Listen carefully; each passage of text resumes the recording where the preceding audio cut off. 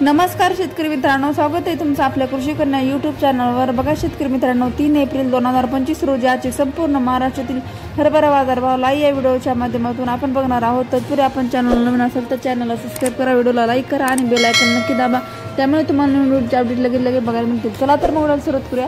बघा शेतकरी मित्रांनो, कृषी उत्पन्न बाजार समिती बार्शी अवकाली आहे 285 क्विंटल, किमान दर 5450 रुपये, कमाल दर 5500 रुपये, सर्वसाधारण दर 5450 रुपये।